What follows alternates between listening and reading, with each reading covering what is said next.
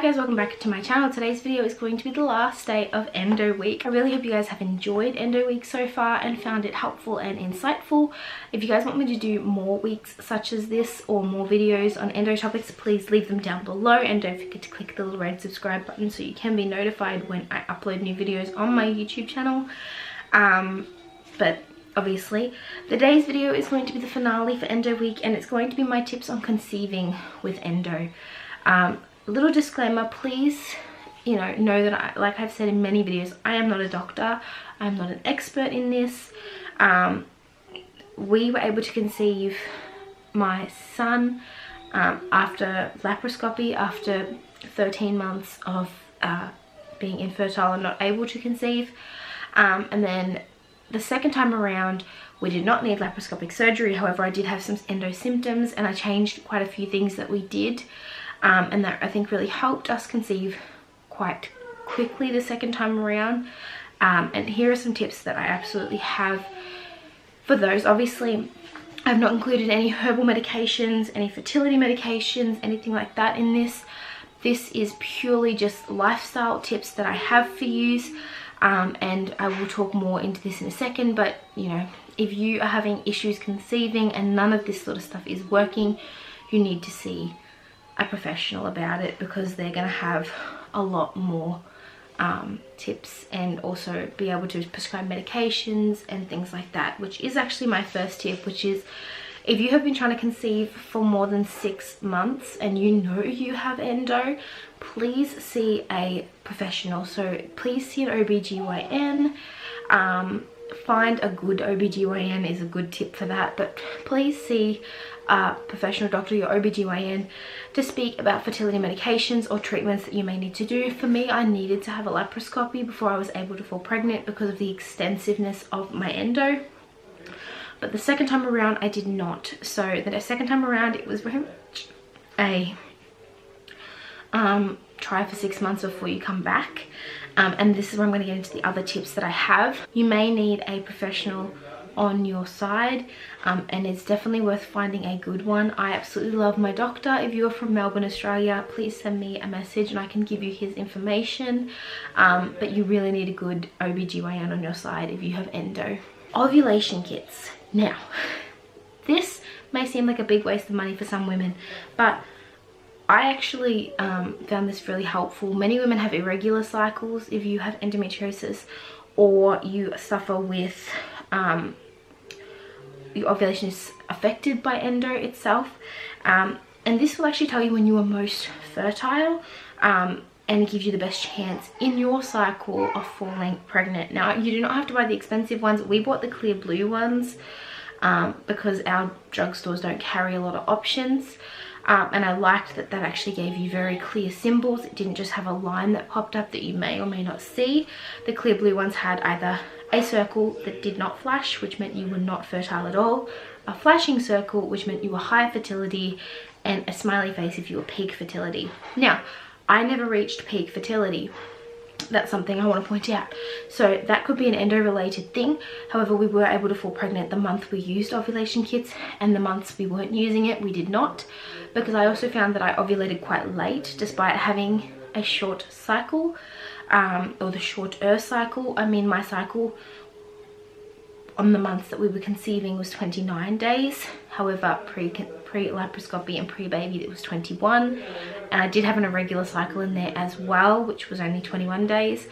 And I found that I actually ovulated on day 17 of my cycle. And so just as a bit of a tip for you guys to sort of understand, you may be ovulating very early or very late. I know with my son, I ovulated very early in my cycle because of my short cycle. And also I knew, when we were trying to conceive and when we'd actually done the deed, as they call it. So I know that we conceived him very early in my cycle, and with our second baby, which we're currently pregnant with, it was very late. So just a bit of a thoughtful pattern there. Number 3 is make sure any medications you are taking will not affect your fertility. Now this can be, obviously something you need to discuss with your doctor if you are taking regular medications. But for example, NSAIDs, which are used in endo pain, so your non-steroidal anti-inflammatory drugs, can affect fertility when trying to conceive, and most anti-inflammatory drugs will affect this if you're taking it regularly, because it will not hold a pregnancy.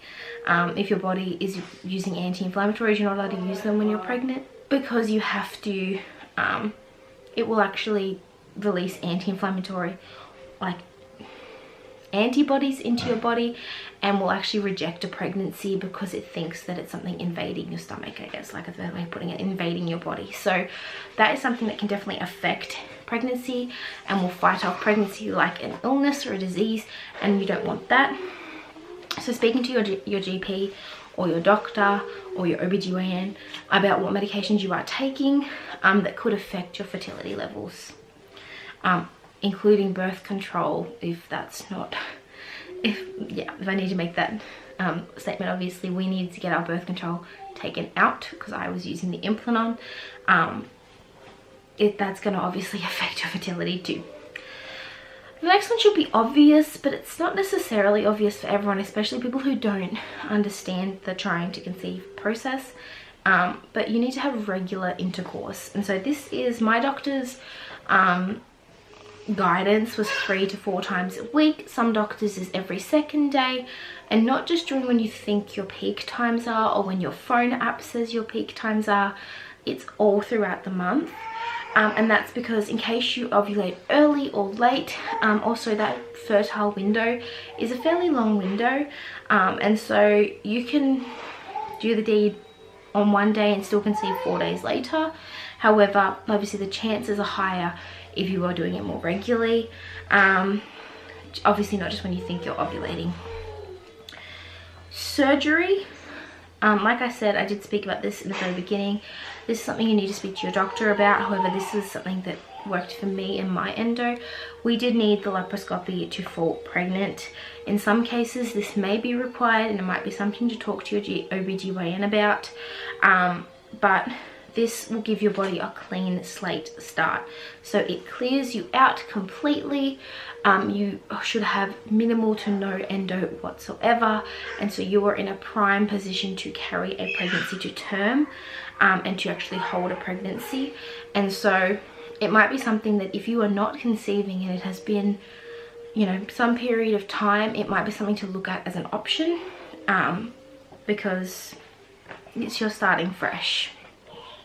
The last thing I want to talk about is lifestyle changes. Now, it may seem quite cliche to say this, and obviously it is not a surefire gonna happen, but trying to live a slightly healthier lifestyle obviously gives your body a better starting place for pregnancy.